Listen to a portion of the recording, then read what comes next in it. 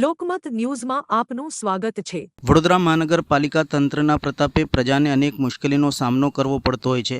પાલિકાના અધિકારીઓનું બુદ્ધિનું પ્રદર્શન ગણાવી શકાય તેવો એક નમૂનો ગણેશનગર વિસ્તારમાં સામે આવ્યો છે। સમગ્ર મામલે સામાજિક કાર્યકર પંકજ દરવે દ્વારા ગંભીર પ્રશ્નો ઉઠાવતા તંત્રના આયોજન સામે રોષ વ્યક્ત કર્યો હતો। સામાજિક કાર્યકર પંકજ દરવે દ્વારા જણાવ્યું હતું કે ગણેશનગર વિસ્તારમાંથી પ્રસાર થતી વરસાદી કાંસમાંથી વિવિધ યુટિલિટી લાઇનો પ્રસાર કરવામાં આવી રહી છે। તેમના જણાવ્યા મુજબ આ કામગીરીના કારણે વરસાદી પાણીના કુદરતી પ્રવાહમાં અવરોધ સર્જાઈ શકે છે। એટલું જ નહીં, આ વિસ્તારમાંથી લોકલ પાણીની લાઇનો તેમજ ડ્રેનેજની મોટી લાઇનો પણ પ્રસાર થતી હોવાથી ભવિષ્યમાં ગંભીર સમસ્યાઓ ઊભી થવાની શક્યતા છે। તેઓએ વધુમાં જણાવ્યું હતું કે આ જે વરસાદી કાંસ છે તેમાંથી ડ્રેનેજની લાઇન પણ પ્રસાર થાય છે, સાથે જ પીવાના પાણીની નાની લાઇનો પણ પ્રસાર થતી હોય છે। મોટી ફીડર લાઇન પણ અહીંથી પ્રસાર થઈ રહી છે। ભવિષ્યમાં જેના લીધે કોઈ કન્ટામિનેશન જેવી સમસ્યાનો પણ સામનો લોકોને કરવાનો વારો આવી શકે છે।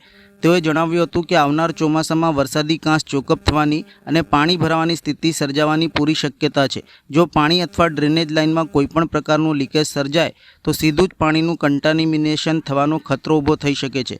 તેમણે દાવો કર્યો હતો કે વડોદરા શહેરના અનેક વિસ્તારોમાં આવી સ્થિતિ જોવા મળે છે। તેમણે આક્ષેપો કર્યા હતા કે ડિગ્રીધારી એન્જિનિયરો દ્વારા યોગ્ય આયોજન અને ટેકનિકલ અભ્યાસ વિના કામ કરવામાં આવી રહ્યું છે। કામની યોગ્ય બ્લુપ્રિન્ટ ઉપલબ્ધ નથી, નકશાઓનું યોગ્ય મેન્ટેન કરવામાં આવતા નથી અને અંધળ વહીવટના કારણે કરોડો રૂપિયા પ્રજાના જાહેર નાણાંનો વ્યય થઈ રહ્યો છે। શહેરના વિકાસના નામે કરવામાં આવતી આવી કામગીરી અંતે પ્રજાને મુશ્કેલીમાં મૂકે છે અને તંત્રની કાર્યપદ્ધતિ સામે ગંભીર પ્રશ્નો ઊભા કરે છે। આ ગણેશનગર પાસેથી પસાર થતી આ જે વરસાદી કાંસ છે એ કાંસની અંદરથી આપણે જોઈ શકાય છે કે જે પ્રકારે પીવાના પાણીની જે ફીડર લાઇન છે એ ફીડર લાઇન આ કાંસની એ લેવલેથી પસાર કરવામાં આવી છે જેનામાંથી કાંસનું પાણી પણ અવરોધાય એ રીતે આ પીવાના પાણીની લાઇન પસાર થાય છે। બીજું એની અંદર નાની જે લોકલ લાઈનો હોય છે પીવાના પાણીની એ પણ પસાર થાય છે। ડ્રેનેજની પણ એક મોટી લાઈન પસાર થઈ રહી છે। વરસાદી કાંસમાંથી આ લાઈનો એવી રીતે પસાર થાય છે કે જેની લીધે આવનારા ચોમાસાની અંદર આ આખી વરસાદી કાંસ ચોકઅપ પણ થાય। જો આ લાઈનોમાં કોઈ જગ્યાએ લીકેજ થાય તો એ લીકેજ સીધું પીવાના પાણીમાં કન્ટેમિનેશન તરીકે આવે।